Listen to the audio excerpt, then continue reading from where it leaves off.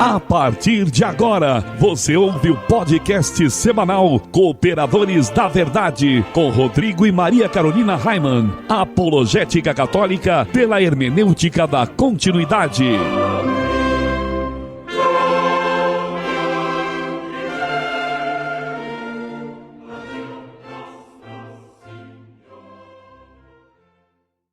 Olá, amigo ouvinte, paz e bem. Desde já agradecemos a sua audiência e pedimos a intercessão da Santíssima Virgem para que possamos conduzir o nosso podcast semanal segundo a vontade de nosso Senhor. Eu sou o professor Raimann e você está ligado nos Cooperadores da Verdade. Apresenta este programa comigo a minha esposa Maria Carolina Raimann. Tudo bem, Carol? Tudo ótimo, Raimann, graças a Deus. Salve Maria Imaculada. Um grande abraço a todos que nos acompanham no site, nas redes sociais e nas diversas rádios que nos retransmitem. Se você é amigo da verdade, que é Cristo, fique conosco, pois aqui se fala a verdade. Custe o que custar, doa a quem doer. Sim, o nosso apostolado é de apologética católica pela hermenêutica da continuidade, mas todos são bem-vindos. Se você não é católico, continue conosco e, quem sabe, até o fim deste programa, Deus te converte. Queremos te convidar agora para rezar conosco. São tantas coisas para agradecer, são tantas pessoas que nos pedem orações. Junte as suas intenções às nossas intenções e rezemos juntos. Estamos reunidos em nome do Pai, do Filho e do Espírito Santo. Amém.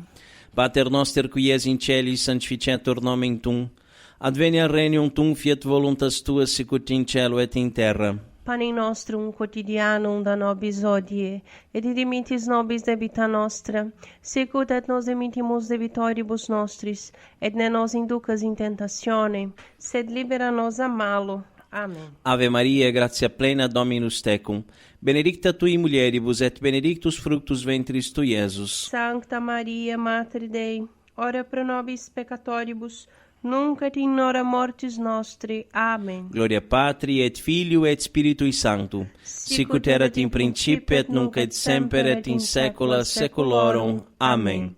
Senhor, quem sois vós e quem sou eu? Vós, o Altíssimo Senhor do céu e da terra, e eu, um miserável vermezinho, vosso ínfimo servo. Grande e magnífico Deus, meu Senhor Jesus Cristo, iluminai o meu espírito e dissipai as trevas da minha alma. Dai-me uma fé íntegra, uma esperança firme, uma caridade perfeita. Concedei, meu Deus, que eu vos conheça muito para poder agir sempre segundo os vossos ensinamentos e de acordo com a vossa santíssima vontade. Absorvei, Senhor, eu vos suplico, o meu espírito, e pela suave e ardente força do vosso amor, desafeiçoai-me de todas as coisas que debaixo do céu existem, a fim de que eu possa morrer por vosso amor. Ó Deus, que por meu amor vos dignastes morrer. Amém. E continuamos reunidos em nome do Pai, do Filho e do Espírito Santo. Amém. E no quadro A Vida dos Santos, nós estamos estudando a vida dos santos franciscanos. No último programa nós falamos de Santa Jacinta de Marescote.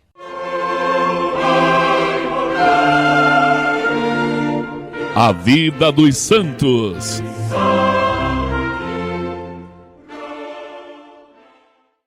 Carol, quem foi o santo franciscano escolhido para o programa de hoje? É mais uma santa, Outra Raimann. santa, hein? Só dá santa franciscana aqui, hein? É Santa Veridiana de Castelfiorentino. Conta pro povo, então, Carol, um pouquinho sobre a vida de Santa Veridiana. Clemente VII concedeu o seu ofício e missa em 20 de setembro de 1533. No primeiro dia de fevereiro do ano de 1242, de repente todos os sinos do Castelfiorentino em Florença, Itália, começaram a repicar simultaneamente.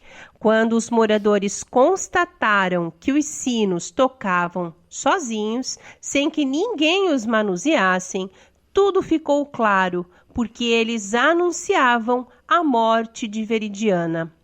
Nasceu em 1182, ali mesmo, nos arredores da cidade que amou e onde viveu quase toda a sua existência, só que enclausurada numa minúscula célula de livre e espontânea vontade.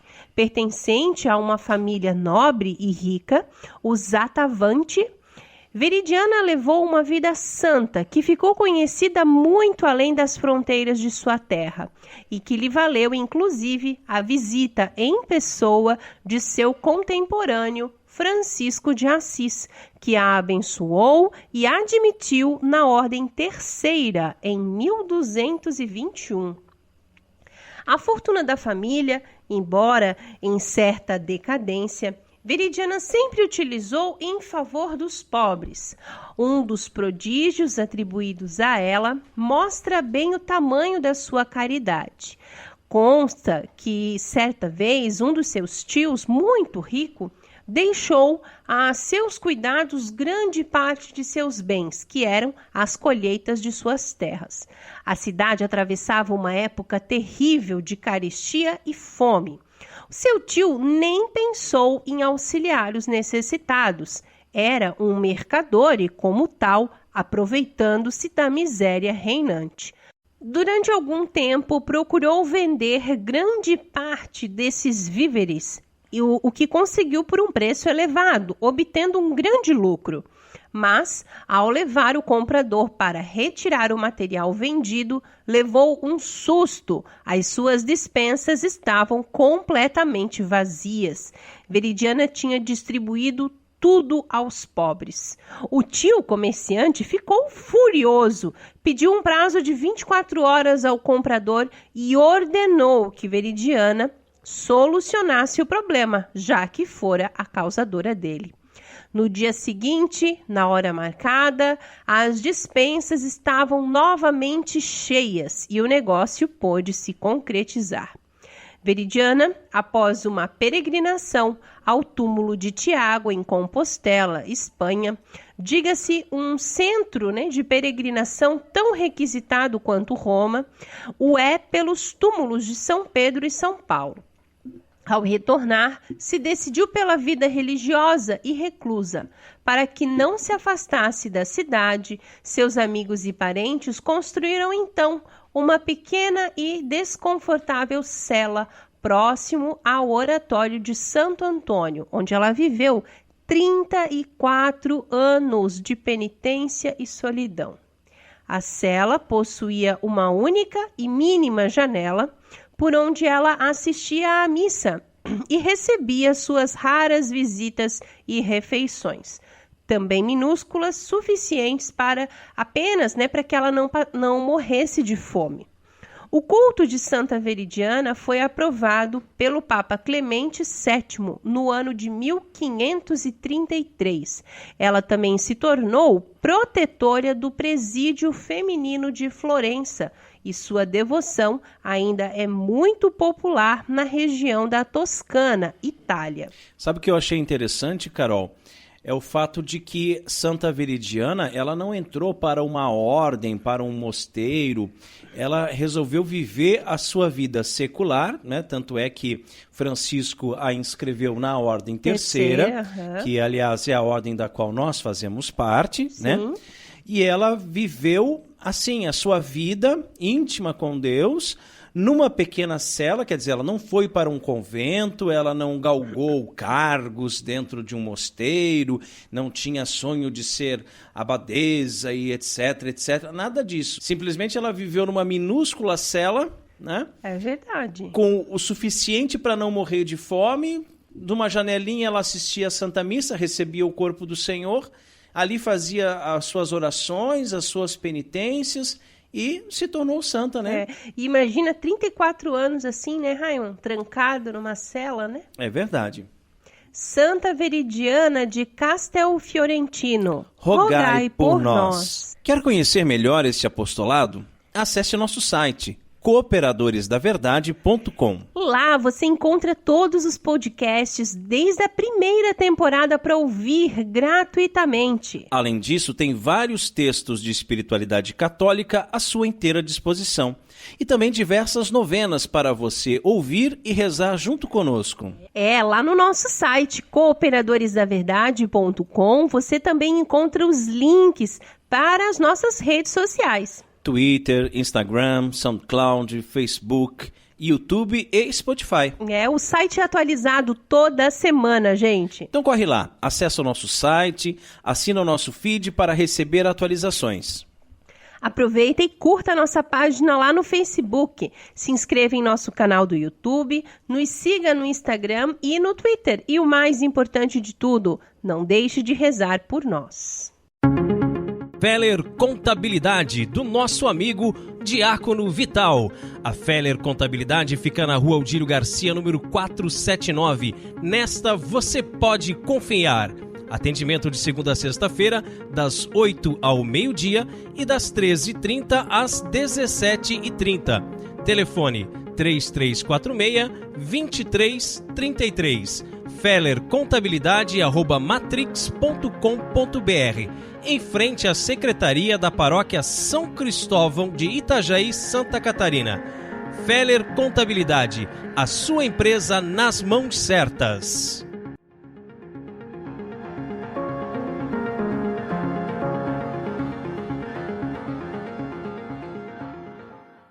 E se você também gostaria de anunciar a sua empresa no programa Cooperadores da Verdade, entre em contato conosco e ajude-nos a evangelizar. O nosso e-mail é contato@cooperadoresdaverdade.com ou também pelo WhatsApp DDD 47 997 18 32 96. Chegou a hora de mergulharmos nas fontes franciscanas. Nosso seráfico Pai é um Alter Christus.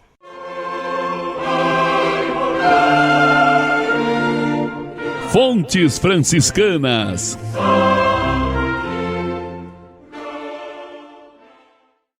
Amigo ouvinte, São Boaventura, hagiógrafo de São Francisco, diz que nosso seráfico Pai é um Alter Christus, ou seja, outro Cristo. Com base nisso, surge até a lenda de que Francisco tenha nascido numa manjedoura.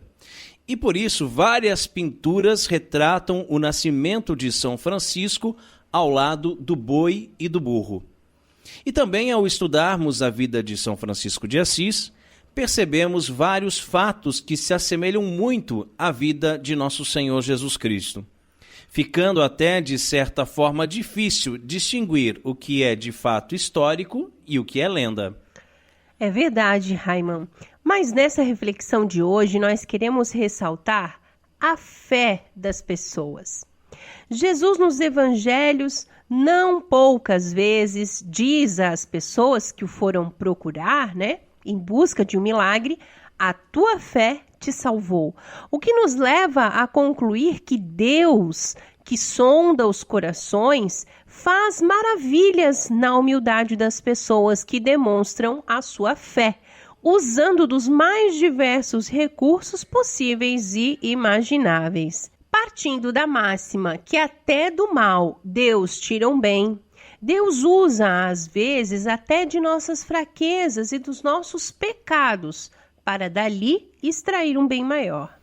Nas cidades onde São Francisco de Assis entrava, as pessoas corriam ao seu encontro.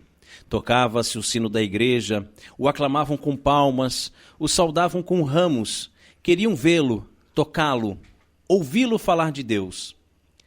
Levavam os enfermos para serem tocados por ele, queriam cortar um pedaço de sua túnica, levavam pães para que o santo os abençoasse, e muitos que comiam um pedacinho desses pães ficavam curados das mais diversas enfermidades.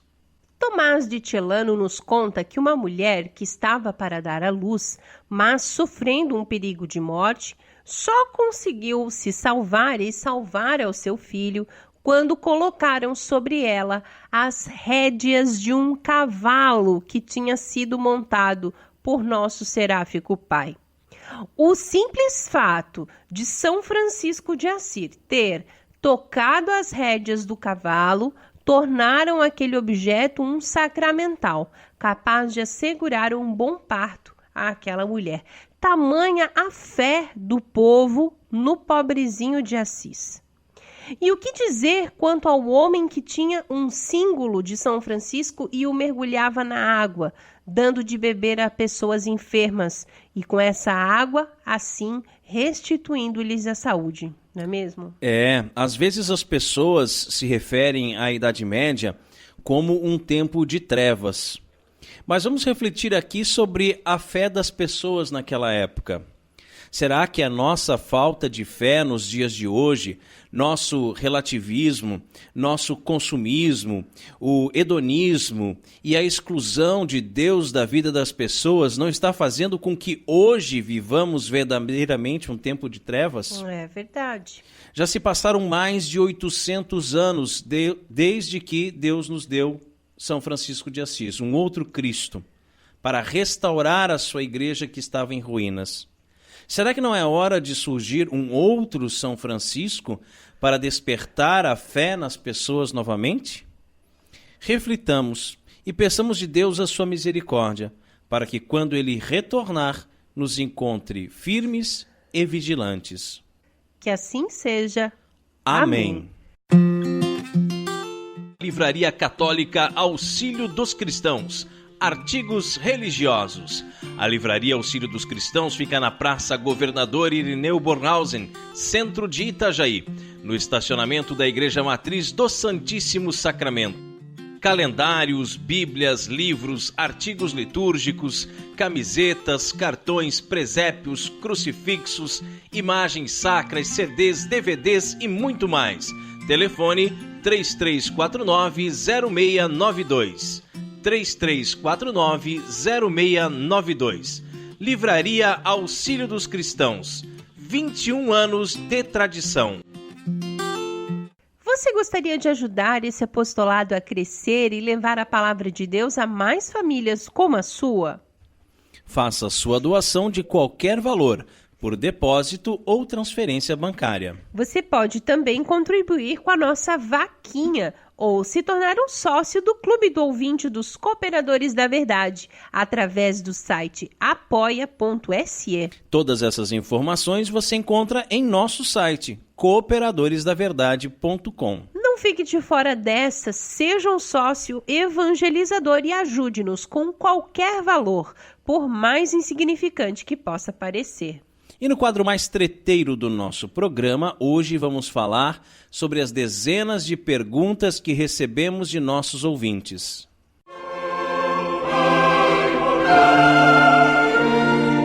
A Hora da Treta.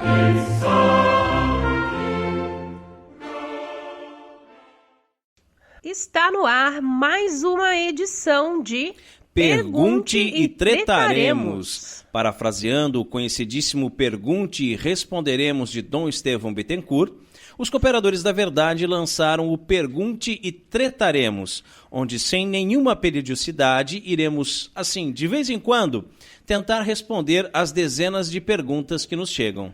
E você pode mandar as suas perguntas para nós pelo e-mail contato@cooperadoresdaverdade.com ou pelo WhatsApp DDD 47 99718 3296. E, quem sabe assim, no próximo Pergunte e Tretaremos, ela será respondida com aquele toque especial de treta. Bem, inicialmente eu gostaria de dizer que esta já é a 6ª seleção de perguntas que recebemos. Se você ainda não ouviu os 5 primeiros episódios de Pergunte e Tretaremos, pode ouvir depois em nosso site. Os ouvintes que enviaram as suas perguntas não quiseram se identificar, portanto, nenhum nome será mencionado hoje. Algumas perguntas eram muito parecidas entre si e, por isso, em alguns casos foram unidas numa pergunta só. Espero que consigamos responder a todos. No último Pergunte e Tretaremos, o professor Raiman respondia perguntas dos nossos ouvintes sobre os sacramentos.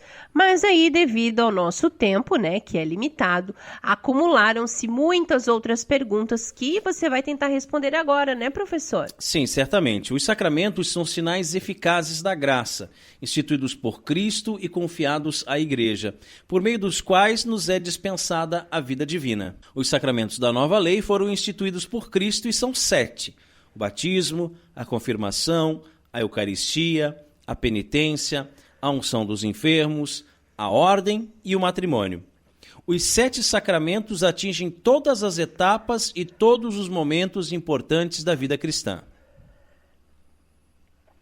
No programa passado, o Raiman respondeu perguntas sobre o sacramento da confissão. Ele falou sobre a penitência, sobre a confissão geral, a absolvição comunitária, como deve ser um confessionário, entre outras. E agora eu tenho aqui algumas perguntas sobre o matrimônio. Pode ser? Pode ser, mas antes deixa eu esclarecer uma coisa. O matrimônio é um sacramento instituído por nosso Senhor Jesus Cristo, que estabelece uma união santa e indissolúvel entre o homem e a mulher, e lhes dá a graça de se amarem um ao outro santamente e de educarem cristamente seus filhos. Ele foi instituído pelo próprio Deus no paraíso terrestre, e no Novo Testamento foi elevado por Jesus Cristo à dignidade de sacramento. Muito bem, e já vamos começar aqui com uma treta. Um ouvinte quer saber por que é que se diz que o vínculo do matrimônio é indissolúvel, professor. Então, vamos lá. O sacramento do matrimônio significa a união indissolúvel de Jesus Cristo com a Santa Igreja, sua esposa e nossa mãe amantíssima. Disse que o vínculo do matrimônio é indissolúvel, isso é, que não se pode quebrar senão pela morte de um dos cônjuges, até que a morte os separe, viu? Porque assim o estabeleceu Deus desde o começo, e assim o proclamou solenemente Jesus Cristo, nosso Senhor. No matrimônio entre cristãos, o contrato não se pode separar do sacramento, porque para eles o matrimônio não é outra coisa senão o mesmo contrato natural elevado por Jesus Cristo à dignidade de sacramento. Entre os cristãos não pode haver verdadeiro matrimônio que não seja sacramento. Num tempo em que em muitos lugares são dissolvidos 50% dos casamentos, o casamento que se mantém é, em última instância, um grande sinal de Deus. E a gente às vezes conversa aqui em casa, né, Maria Carolina, que é só por Deus mesmo, né? Um matrimônio só pode se manter pela graça de Deus. Se não tiver a graça de Deus, não há nada que sustente o matrimônio. Sim. Né? Duas pessoas tão diferentes, né? Vivendo na mesma casa, sobre o mesmo teto, dia, né? Convivendo. Né? Com os defeitos e as qualidades também, mas todo dia se olhando e tendo que se aturar, né? Ali, exatamente, né? Assim. Suportar um ao outro, Sim, né? Se não for pela graça de Deus, é impossível, gente, né? E nesse mundo em que tanta coisa é relativa, as pessoas precisam crer em Deus, o único que é absoluto. Assim, o que não é relativo torna-se tão importante. Alguém que diz absolutamente a verdade e é absolutamente fiel. A fidelidade absoluta no matrimônio, mais do que ser um testemunho do esforço humano, remete para a fidelidade de Deus, que está sempre presente, mesmo quando nós, na questão da fidelidade, o traímos e o esquecemos. Casar-se pela Igreja Católica significa confiar mais na ajuda de Deus que nas próprias reservas de amor. Perfeito. Vamos para a próxima, então. Que efeitos produz o sacramento do matrimônio? Então, todo sacramento produz algum tipo de efeito, né? O sacramento do matrimônio, a gente vai destacar aqui 2 efeitos. Primeiro, ele dá um aumento da graça santificante, ok? E segundo, ele confere a graça especial para se cumprirem fielmente todos os deveres matrimoniais. Então, quer dizer, se não for sacramento, se for apenas um casal que resolve morar junto, né? Vamos fazer uma experiência, vamos morar junto para ver como é que é, não tem graça santificante. Aliás, e quando não tem graça, só tem desgraça, né? Só tem desgraça. É verdade. Eu Né? estava lendo também essa semana um artigo e falava sobre a graça de Estado, né? Que pelo simples fato dos esposos estarem casados, né? Esse estado, digamos assim, que muitos falam estado civil, mas não, o estado, né, de estarem em matrimônio, casados na Santa Igreja, já lhes confere uma graça, é a graça de Estado. Achei bem interessante. E aí é interessante, né, que aqui o número 2, ele fala a graça de cumprir fielmente os deveres matrimoniais. E os deveres matrimoniais são muitos. E quando você não é casado de forma sacramental, né, ou foi morar junto, ou só casou no civil, enfim, você não consegue cumprir esses deveres matrimoniais. Né? O dever de receber todos os filhos que Deus lhe der, o dever de ser fiel, né, na saúde, na doença, né? Como é que você vai cumprir se você não tem essa graça especial de Deus? Né? É verdade. E o que é que ameaça o matrimônio? Olha, sem sombra de dúvida, o que realmente ameaça o matrimônio é o pecado. E o que renova é o perdão. O que fortalece é a oração e confiança na presença de Deus. O conflito entre os homens e as mulheres, que por vezes leva ao ódio mútuo, especialmente no casamento, né? Não é um sinal de incompatibilidade dos sexos. Também não existe uma disposição genética para a infidelidade. Porque o meu pai traía, então eu também vou trair. Né? Nem um especial impedimento psíquico para uniões perpétuas. Muitos sacramentos são danificados por uma carente cultura de diálogo e de atenção. Tá? A isso se acrescentam problemas financeiros e econômicos. Um papel decisivo, porém, tem a realidade do pecado. O ciúme, o despotismo, a polêmica, a avidez, a infidelidade e outras forças destruidoras. Por isso, fazem essencialmente parte do casamento o perdão e a reconciliação, mesmo através da confissão sacramental. Muito bem. Próxima pergunta. Fui marcar o casamento, mas o padre não está disponível na data que eu quero. E a secretária da paróquia sugeriu que eu chame um diácono. Pode isso? Claro que sim, sem nenhum problema, tá? Quando nós fomos casar, também foi sugerido que fosse um diácono, né, Sim, Maria Carolina? É verdade. E nada contra, poderia ter sido um diácono. No nosso caso, nós conversamos com o pároco para que ele celebrasse o nosso casamento, presidisse, né, o nosso casamento, mas porque nós queríamos que os nossos convidados pudessem participar também da Santa Missa. Então nós queríamos fazer as duas coisas juntas, né? Não só o casamento, mas o casamento com a missa. Não sei se o amigo ouvinte, né, que nos acompanha sabe, mas é possível as duas coisas juntas, como também é possível ser só o ritual do matrimônio e mais nada. Aí ali, no caso, só quem comunga são os noivos, né? E como era um horário que, de repente, seria mais propício para que os nossos convidados já participassem da missa, né? Então, nós combinamos com o padre, mas não tem problema, não. Os ministros do sacramento do matrimônio, na verdade, são os esposos, né? Que reciprocamente conferem e recebem o sacramento. Esse sacramento, porque conserva a natureza de contrato, é administrado pelos mesmos contraentes, declarando na presença do diácono, do pároco ou de outro sacerdote devidamente autorizado e de duas testemunhas, veja, não são padrinhos, são testemunhas, tá? Que se unem em matrimônio. Então, são os dois contraentes que estão ali fazendo com que aquele sacramento aconteça.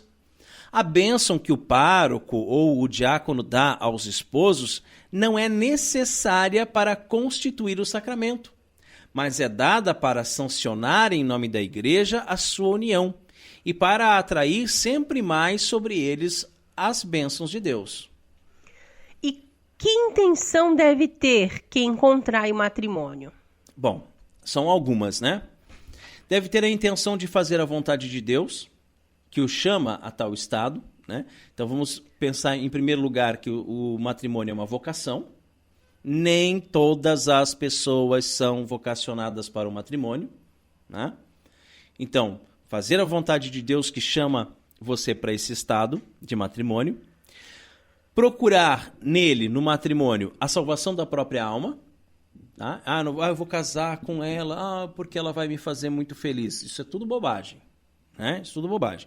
Então, procure no matrimônio a salvação da própria alma. Por isso que a gente sempre fala, aqui já falamos em vários programas, né, que esse negócio de casamento misto, um católico com um protestante, ou um católico com um ateu, ou um católico com alguém de uma outra religião, aí, sei lá, hinduísmo, islamismo, sei lá o quê e tal, não dá certo, gente. Não dá. Porque você tem que procurar se santificar no casamento, né? E também a intenção de educar cristamente os filhos, se Deus lhes der, né? Então, se Deus lhes der filhos, eduquem os filhos na fé cristã. Os esposos, para receber com fruto o sacramento do matrimônio, eles devem também cumprir alguns requisitos aqui, tá, Maria Carolina? Encomendar-se de todo o coração a Deus, para conhecer a sua vontade e para alcançar deles as graças que são necessárias no matrimônio. Consultar os próprios pais antes de chegar ao noivado, como exige a obediência e o respeito devido aos mesmos, tá? Então esse negócio de namoro escondido, o pai não quer, mas vou casar assim mesmo, não tá legal, tá? Precisa, antes de noivar, consultar os pais, ver se os pais concordam com esse noivado, se concordam com esse casamento, principalmente se são pais católicos, né?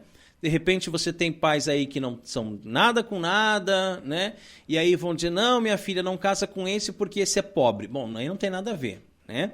A gente está falando aqui de famílias católicas, que o pai vai dar paternos conselhos para o filho, para a filha, né? Para o menino pode dizer, não, mas essa daí, meu filho, né? Essa não é católica, veja bem, olha o jeito que ela se veste, olha o comportamento que ela tem, olha isso, olha aquilo. Então, ouvir os conselhos dos pais, como exige a obediência, é importante, né? Preparar uma boa confissão, até mesmo uma confissão geral, se for necessária, né? Aquela confissão que nós já explicamos no último Pergunte e Trataremos, que é aquela de toda a vida, né? Também evitar toda familiaridade perigosa de trato e de palavras ao conversarem mutuamente antes de receberem este sacramento. E você já acabou comentando um pouquinho sobre isso, mas a pergunta agora é se todas as pessoas são vocacionadas para o matrimônio. Não, né? Nem todas as pessoas são chamadas ao matrimônio. Também as pessoas que vivem sós podem ter uma vida plena, tá? Podem ser santas, vivendo sós. Algumas delas, Jesus revela um caminho especial. Ele convida-as a viverem solteiras por causa do reino dos céus. Muitas pessoas que vivem sós e sofrem da sua solidão entendem-na apenas como carência e desvantagem. Porém, uma pessoa que não tenha de se preocupar com o cônjuge ou com a família, goza de liberdade e independência e tem tempo para coisas interessantes e importantes que uma pessoa casada não conseguiria fazer. Talvez seja a vontade de Deus que ela se preocupe com pessoas que não contam com o apoio de ninguém. Não raramente, Deus chama tal pessoa a uma especial proximidade de si. É o caso, portanto, do desejo de renunciar a um parceiro por causa do reino dos céus. No entanto, no cristianismo não existe uma vocação ao desprezo do matrimônio ou da sexualidade. O celibato livre só pode ser vivido no amor e do amor, enquanto sinal poderoso de que Deus é o mais importante. O celibatário renuncia à relação sexual, mas não ao amor. Ele vai cheio de desejo ao encontro de Cristo, o esposo que vem. E quais são as principais obrigações das pessoas unidas em matrimônio, Raiman? Então, as pessoas unidas em matrimônio, elas devem guardar inviolada a fidelidade conjugal e proceder sempre cristamente em tudo. Amar-se mutuamente, suportando-se um ao outro com paciência e viver em paz e harmonia. Se tem filhos, cuidar seriamente de prover as suas necessidades, dar-lhes educação cristã e deixar-lhes a liberdade de escolher o estado de vida a que Deus os chamar. Isso eu acho bem interessante, porque nós rezamos tanto pelas vocações, né? Vocações sacerdotais, vocações religiosas, e muitas vezes eu tenho percebido em famílias católicas que tem um filho só, que por si só já é um erro, né? Porque se tem um filho só, provavelmente não estão abertas à vida, né? Mas também quem sou eu para julgar, não sei o que pode ter acontecido, mas tem esse filho único, o filho fala de ser padre, ai meu Deus do céu, não, de jeito nenhum. Eu rezo todo dia por mais vocações, mas o meu filho eu não quero, porque eu quero ter netos, porque isso, porque aquilo, né? Então a gente tem que deixar que os filhos sejam livres para escolher o estado de vida que Deus os chamar, né?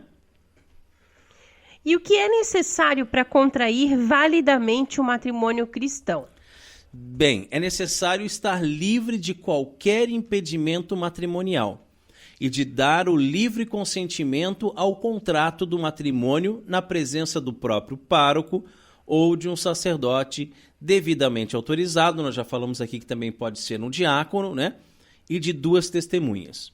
Então, no sacramento do matrimônio, os ministros são um para o outro, o homem e a mulher.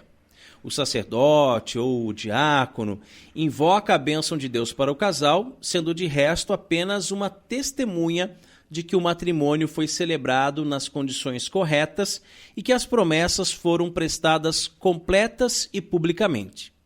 Então, quem está presidindo, seja um diácono, seja um sacerdote, ele é apenas mais uma testemunha, né?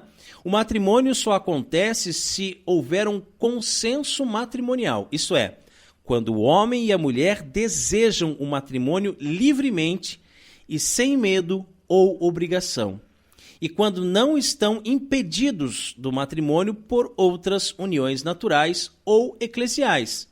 Se já estavam casados antes, né? Então, uma vez casado, não pode casar de novo, né? Ah, porque casei lá no Nordeste e agora me mudei aqui para o Sul, ninguém sabe, ninguém conhece lá a minha esposa, eu vou querer casar de novo. Isso é um impedimento matrimonial, né? A igreja vai descobrir. A igreja vai descobrir, claro, né? Mas ela está viva. Não era até que a morte o separe, né?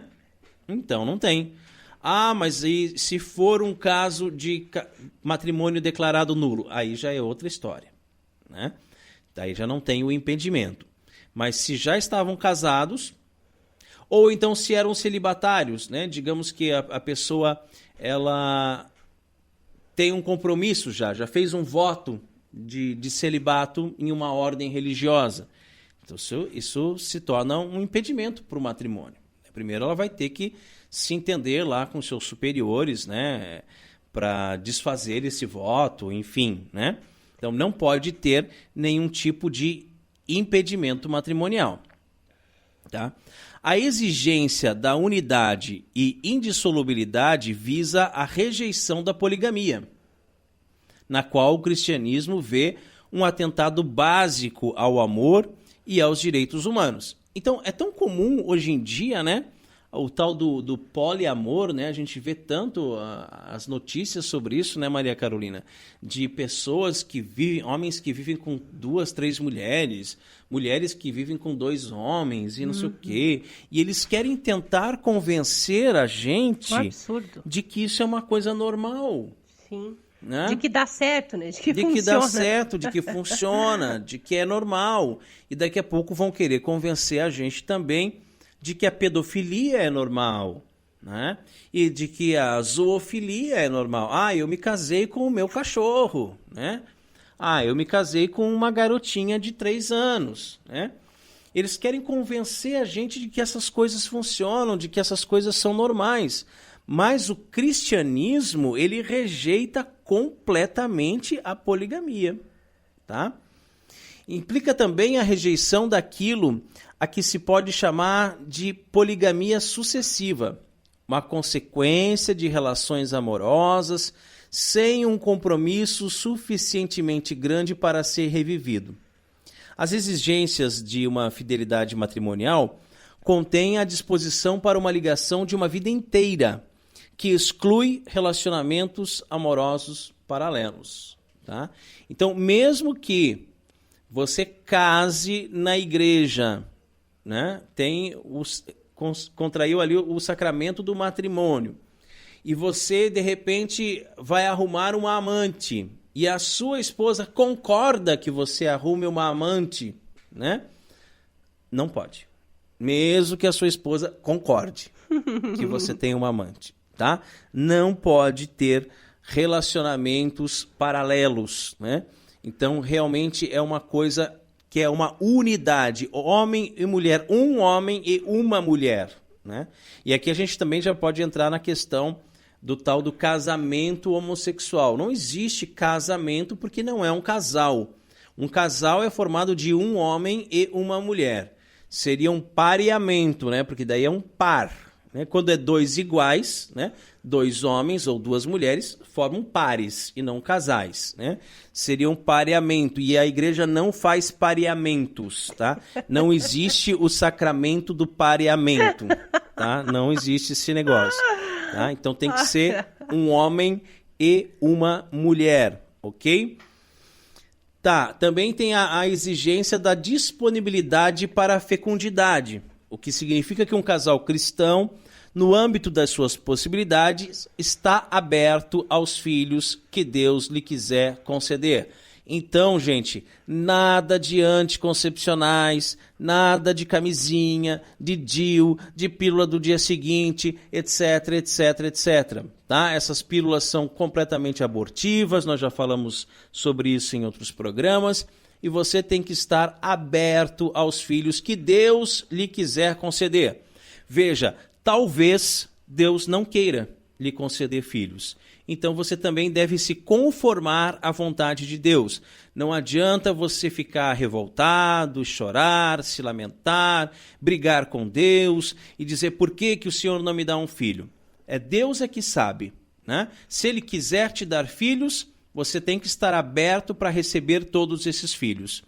Se Ele não quiser te dar filhos, você tem que também ter um coração generoso, caridoso, para ajudar as pessoas que precisam, com amor paterno, amor materno, né? Com tantas pessoas que precisam da gente aí nesse mundo, tá? Os casais que não conseguem ter filhos, né? É o que eu estava falando agora, são chamados por Deus a tornarem-se fecundos de outra maneira. Tem tantas maneiras, né, de sermos fecundos. Com um apostolado é possível sermos fecundos, com um serviço dentro da igreja, seja no canto, seja na liturgia, seja na catequese, é possível ser fecundo. Um matrimônio em que um desses elementos é excluído, quando da sua celebração não chega a realizar-se verdadeiramente. Então, é motivo, sim, de nulidade. Quando um dos dois não quer filhos, por exemplo, é um motivo de nulidade. Quando um dos dois já tem um outro relacionamento, a pessoa sabendo ou não sabendo, né, mas já tem lá um vínculo, não é matrimônio, mas tem um vínculo. Às vezes a pessoa vive já há não sei quantos anos com outra e tem filhos e tudo mais, mas agora vai casar.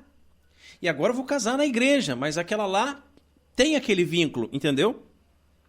Então, dá motivo de nulidade, né? E a celebração do matrimônio deve, em regra, acontecer publicamente. Esse negócio de fazer igual Romeu e Julieta casaram lá escondidos, né? Queriam casar escondidos, isso não funciona também, tá? Tem que ser algo público, tem que ter testemunhas. Os noivos, eles são interrogados sobre a sua disposição em relação ao casamento, isso é, se estão decididos a amar-se e respeitar-se ao longo de toda a sua vida. Depois prometem fidelidade mútua, na alegria e na tristeza, na saúde e na doença, todos os dias da sua vida. O sacerdote ou o diácono confirma o enlace e abençoa as alianças que são trocadas pelos noivos. Finalmente, o presidente concede a bênção nupcial. No rito do matrimônio, a igreja interroga o noivo e a noiva. Faz algumas perguntas mesmo, tá? E aí nós temos uma pergunta que o presidente diz assim: fulano, viestes aqui para celebrar o vosso matrimônio. Tô sabendo. É de vossa vontade de todo o coração que pretendeis fazê-lo? E aí a resposta, obviamente, precisa ser um sim. Precisa ser. Né? Se não for um sim, pronto, vamos parar por aí. Alguma coisa não está certa. Vamos conversar aqui o que está acontecendo, né? Não é de livre e espontânea vontade, então o que está acontecendo? Tem alguém te forçando? Tem alguém te chantageando, né? Disseram que vão te matar se você não casar com ela? O que está acontecendo? Né? Depois segue com uma segunda pergunta. Vós que seguis o caminho do matrimônio, estáis decididos a amar-vos e respeitar-vos ao longo de toda a vida? Sim, né? A resposta tem que ser sim. Porque se você não está decidido que isso é para a vida toda, se você quer fazer só um test drive, né? Fazer uma experiência para ver se vai dar certo, então, meu filho, estás no caminho errado, né? Aqui na Igreja Católica as coisas são para sempre. Né? Sacerdócio é para sempre, matrimônio é para sempre, batismo é para sempre, né? Estais dispostos a receber amorosamente os filhos como dom de Deus e educá-los segundo a lei de Cristo e da sua igreja? Todo mundo na hora lá diz sim, mas a noiva está tomando anticoncepcional. Como é que fica essa história? Está mentindo publicamente, está dizendo que sim, mas não, eu não quero filhos, eu quero só um cachorro? Né? Então a gente tem que cuidar, porque se não está disposto a receber os filhos e a educá-los segundo a Cristo e a sua igreja, então nem casa, tá? Porque perdeu completamente o sentido. E o que são os impedimentos matrimoniais? Já falei um pouquinho, né, sobre os impedimentos, e eles são certamente circunstâncias que tornam o matrimônio ou inválido ou ilícito. Tá? No primeiro caso, chamam-se impedimentos dirimentes. No segundo, impedimentos impedientes. Impedimentos dirimentes são, por exemplo, a consanguinidade, até o 3º grau, o parentesco espiritual, o voto solene de castidade, a diversidade de culto entre batizados e não batizados, etc. Você vê que tem algumas coisas aqui que já dá impedimento, né, já invalidam na hora. Né? Depois, impedimento impediente é, por exemplo, o voto simples de castidade. Né? Os fiéis são obrigados a manifestar à autoridade eclesiástica os impedimentos matrimoniais que conhecem. E é por isso que os párocos fazem as publicações, isso é, leem os pregões dos que se vão casar. Sabe aquele proclamas que fica lá na porta da igreja? Então, fica lá para isso. Pouca gente lê, né? Pouca gente lê aquilo lá. Mas quando coloca o proclama lá na porta da igreja, leia, veja quem é que vai casar. Poxa, mas eu sei que esse aqui tem um impedimento, ele não pode casar. Já comunica o pároco, já vai lá e fala do que você, né, entende que talvez esse matrimônio se torne inválido ou até ilícito, né? Então essa história de fale agora ou cale-se para sempre é obrigação do fiel? Obrigação do fiel, exatamente, né? Obrigação do fiel. E só a igreja tem o poder de estabelecer impedimentos, de julgar da validade do matrimônio e de dispensar dos impedimentos que ela própria estabeleceu. Porque, não se podendo separar no matrimônio cristão o contrato do sacramento, também o contrato cai sobre a alçada da igreja, porque só a ela conferiu Jesus Cristo o direito de promulgar leis e decisões acerca das coisas sagradas. Muito bem. Mas aí pode a autoridade civil dissolver, como o divórcio, por exemplo, o vínculo do matrimônio cristão? Não, de jeito nenhum, né? O vínculo do matrimônio cristão não pode ser dissolvido por nenhuma autoridade civil, porque esta não pode ingerir-se em matéria de sacramentos, nem separar o que Deus uniu. E o que se faz quando um cônjuge católico quer se casar com um não católico? Para o matrimônio, pede-se apenas um consentimento cristão, tá? O chamado casamento interconfessional exige a ambos os consortes uma especial fidelidade a Cristo, que conduz à vivência da fé, para não prolongar ainda mais o escândalo da divisão dos cristãos. Ou seja, os dois são cristãos, né? Um é católico, o outro é protestante, os dois são cristãos. Então é possível, sim, realizar essa cerimônia. E pode um cristão celebrar somente um casamento civil?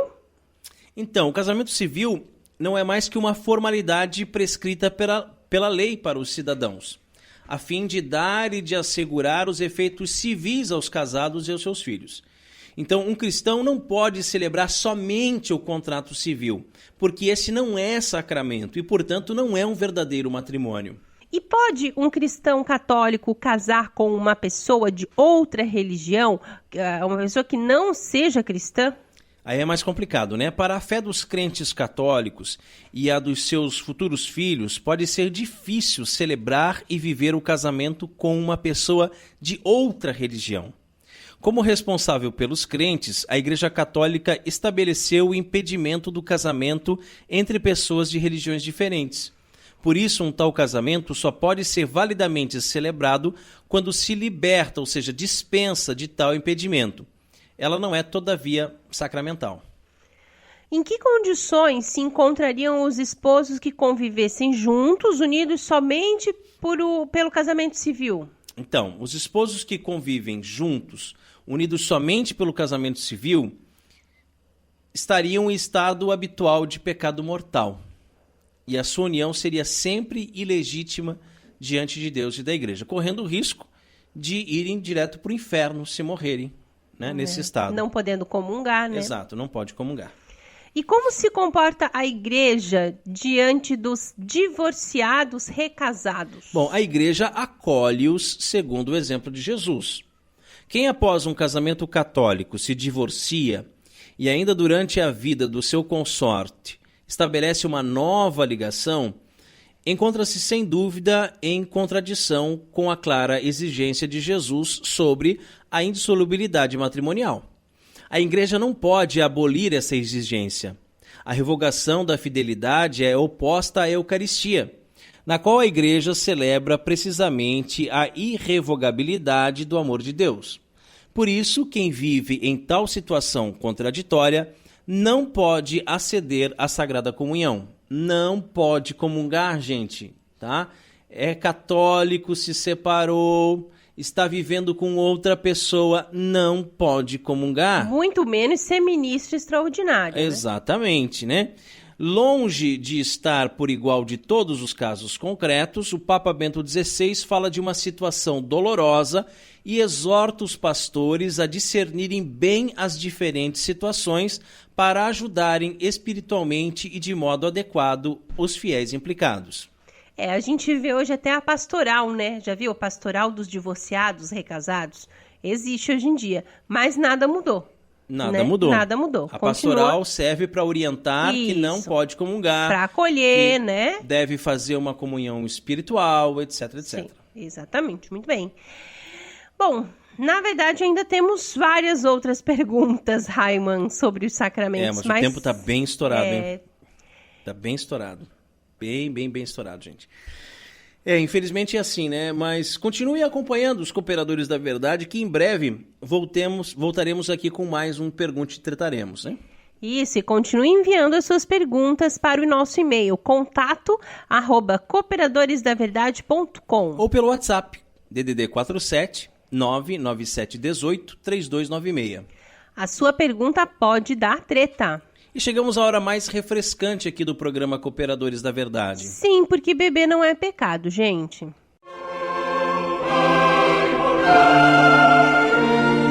Catolicismo e cerveja.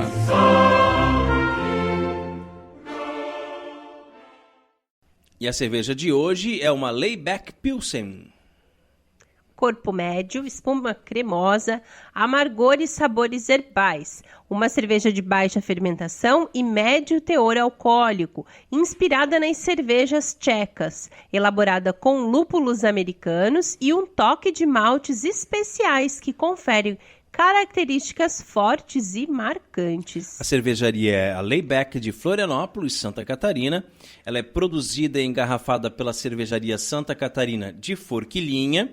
É o estilo Pilsen, temperatura de consumo entre 7 e 9 graus, o teor alcoólico 5%, o copo indicado é a tulipa e está disponível em garrafas de 300 ml. Harmoniza com saladas, pizzas e lanches leves, queijo prato, mussarela e requeijão. Adjuntoro nostro in nomine Domini, Qui feci celum et terra, Dominus vobiscum. et cum spiritu tuo. Oremus. Benedicti Domini creaturam istam cervetiam quam ex adipi frumenti producere dinatus est.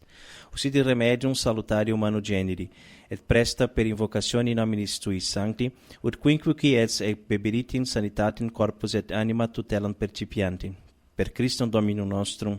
Amém.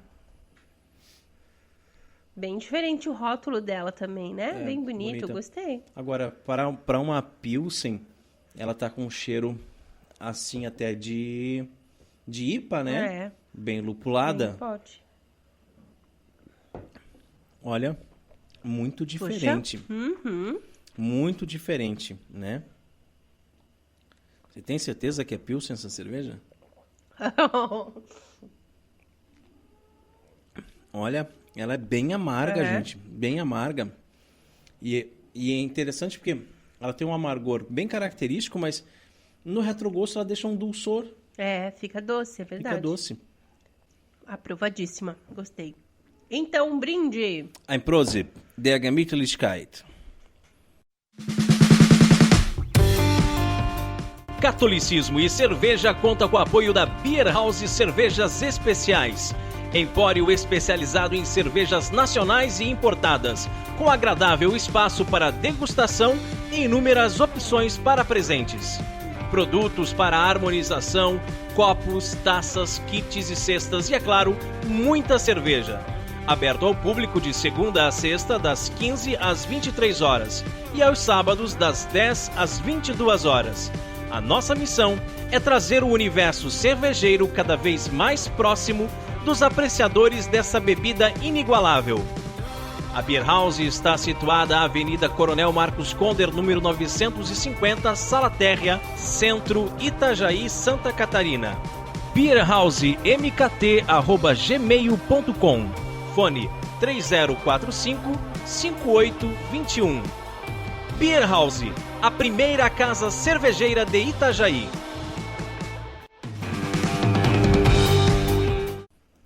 E rezemos a Virgem, que nos proteja, nos guie e cuide do nosso apostolado. Salve Regina, Mater misericordiae, vita dulcedo espes nostra salve, a te clamamus exulis filieve, a te suspiramus gementes et flentes in ac lacrimarum vale, ergo advocata nostra, illos tuos misericordiis oculus ad nos converte, et Iesum benedictum fructum ventris tui, nobis pos hoc exilium ostendem, o clemens, o pia, o dulce Virgo Maria, ora pro nobis sancta Dei genitrix, o dignificiamus promissionibus Christi. Amém. Subtum presidium Confundimus sancta Dei genitrix, nostras deprecationes ne despicias in necessitatibus nostris, sed periculis cont libera nos semper, Virgo gloriosa et benedicta. Amém. E chegamos ao fim de mais um programa mas já? Cooperadores da Verdade. Venha você também ser um cooperador. Colabore com esse apostolado, fazendo a sua doação para que possamos adquirir equipamentos melhores e manter esse programa no ar. Contamos com a sua generosidade e também com a sua oração. Muito obrigado a você que nos acompanhou nesse podcast. Ajude a divulgar compartilhando nas redes sociais. Então tá, né? Muito obrigada, marido, meu esposo, com o qual eu contraí um matrimônio para a vida toda. Contraiu parece uma doença, né? Um matrimônio maravilhoso. Muito obrigada também a vocês que nos acompanharam, que nos ouviram. Ajude a divulgar, né?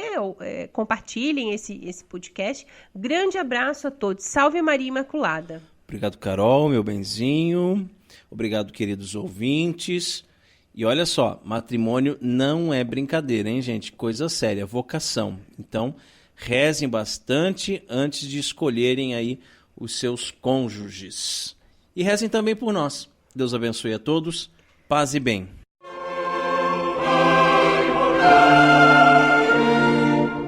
Você ouviu Cooperadores da Verdade, com Rodrigo e Maria Carolina Raimann. Apologética católica pela hermenêutica da continuidade.